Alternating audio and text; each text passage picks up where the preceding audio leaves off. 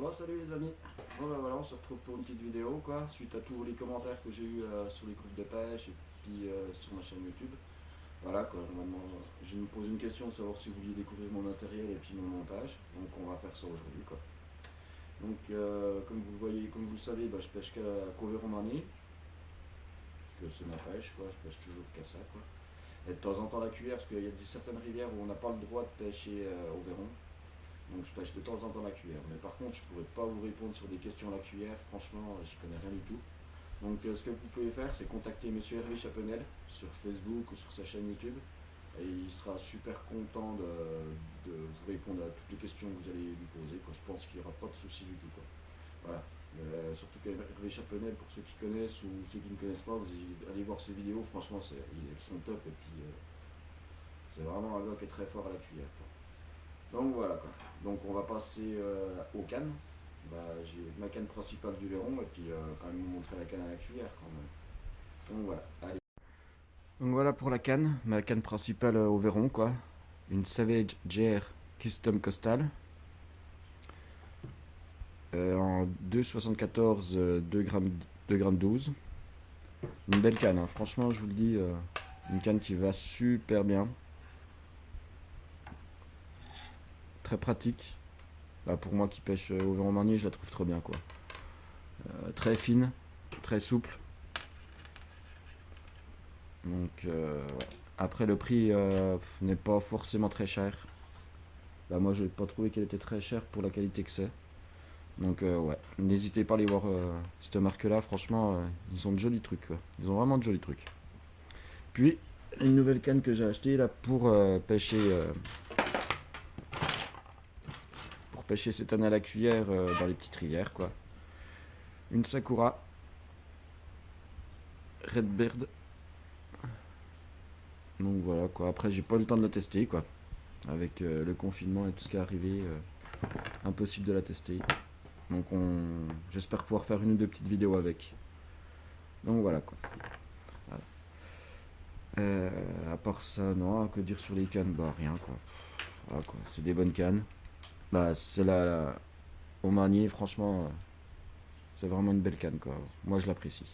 Et surtout si, pensez toujours à avoir, ce qui arrive souvent, moi bah, ça m'est déjà arrivé, c'est heureusement que j'ai toujours une deuxième canne pour le verre au Marnier avec moi. Car ça m'est déjà arrivé souvent de casser le sillon pendant une partie de pêche. Donc j'ai ma cale principale et dans la voiture j'en ai toujours une deuxième quoi. Donc ça c'est ouais, pensez-y sinon votre partie de pêche elle est foutue quoi. Après ça serait con quoi. Donc voilà. Bon on va passer au moulinet. Et ben on va regarder les moulinets maintenant. Allez à tout de suite. Donc voilà quoi. Le moulinet principal que j'utilise, c'est surtout en début de saison, c'est celui-là. C'est un Day White Regal LT 2500D. Il va bien. Franchement, ouais, en début de saison, bah, les vidéos que j'ai faites là de cette année, c'est celui-là là quoi. Ça a été tout le long celui-là là, je crois bien. Ou peut-être que j'avais mis un petit coup le katana. Katana 1000 RC, qui est bien aussi. Un peu plus lourd en poids. Mais que j'utilise beaucoup plus dans les toutes petites rivières quoi.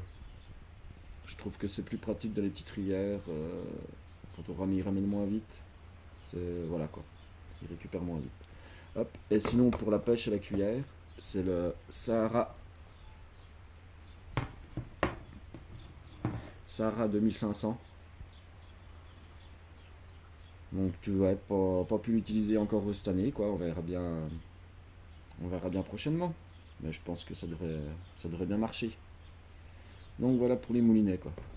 Que dire là-dessus? Bah, le nylon, je pêche toujours en nylon, 14 centièmes. C'est un nylon qui fait 3 kg, ou à peine ou 3 kg, ou à peine plus de 3 kg. C'est du Godzilla, c'est des boîtes vertes. Ouais, un bon nylon, quoi. Il va super bien. Après, le fil, je le change régulièrement, voire tous les mois ou tous les mois et demi à peu près, quand je vais beaucoup à la pêche, quoi. En fonction de comme je vais à la pêche, ouais, c'est à peu près tous les mois et demi, le fil est changé, quoi. Donc voilà, quoi. Bon, maintenant on va passer au godille, au grappe, et puis après au montage. Donc voilà. Donc les godilles, voilà ma boîte à godilles, quoi. Tout simple, hein. Rangé comme ça. Donc différentes sortes de godilles. Au départ vous avez des godilles qui sont comme ça quoi, avec le truc en plastique autour. Moi je l'ôte à chaque fois, hein. Toutes mes godilles vous pouvez voir, il n'y a aucun truc en plastique dessus. Parce que depuis que je fais ça, bah, je trouve que ça va largement mieux pour... je prends plus de poissons. Ou j'en touche plus quoi. Je touche plus de poissons. Donc voilà quoi. Donc ça c'est du 4 grammes. Et ce que je fais pour l'été, c'est que j'arrive à faire ça. Je fais ça quoi. Je les recoupe, je les façonne à ma façon quoi. Comme ça, ça me donne des petites godilles. Donc il n'y a pas trop d'eau. Pour bien pêcher comme il faut, bien dandiner. Donc voilà quoi. Donc 4 grammes. Après là ça doit être du 6 grammes ou 8 grammes. Et puis là c'est du 10 grammes quoi. Et ouais, je dois plus avoir de 6 grammes. Ouais, j'en ai plus. Par contre ces godilles là, franchement pour les trouver, maintenant ça va être un peu délicat. Car le magasin où je les trouvais a fermé. Malheureusement. Donc voilà quoi. Donc voilà. Alors après, de l'autre côté de la boîte, on a tout ce qui est grappe. On a les grappes quoi. Donc c'est des grappes de 10. Là, les deux là c'est des 10. Celle-là c'est du 8 avec celle-là, dont celle-là. Ce sont des grappes sans ordillon. Hop. Voilà, grappes sans ordillon. Pour éviter de trop blesser le poisson et pêcher dans des endroits qui sont en eau kill. Donc voilà quoi. Avec mes cure-dents ici et puis des petits leurres, des cuillères, des petits leurres, on sait jamais des fois.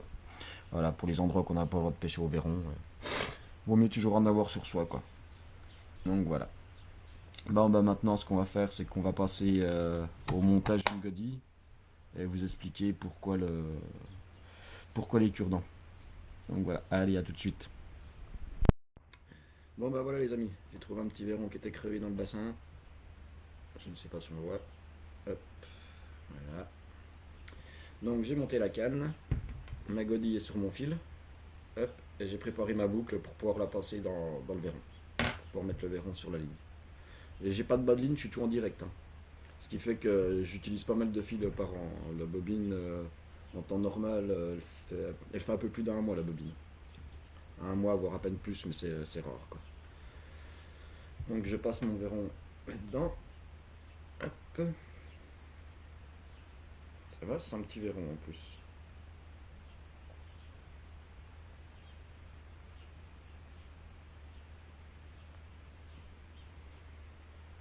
Voilà.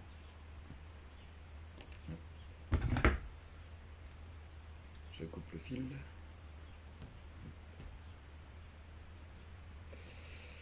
Et je mets la grappe, tout simplement. Donc pour attacher la grappe, oh, pardon. Pour attacher la grappe, ce que je fais juste un nœud cuillère normal. Je ne me prends pas la tête. Ça tient très bien. Ça va très bien. Et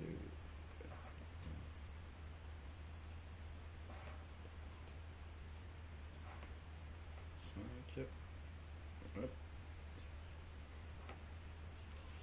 C'est vrai qu'avec du 14 centièmes, des fois c'est un peu chiant, hein, parce que c'est fin.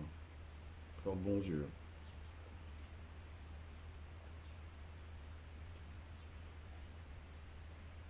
Là voilà, je l'ai loupé. Ah, hop.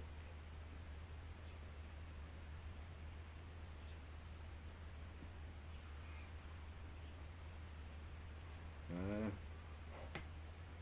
Un petit coup de salive. Quand on serre ça, hop. Voilà. Et voilà, tout simplement. Après je coupe l'excédent. Une partie du fil que j'en laisse toujours un petit peu, au cas où. Voilà. Donc après, je monte ça.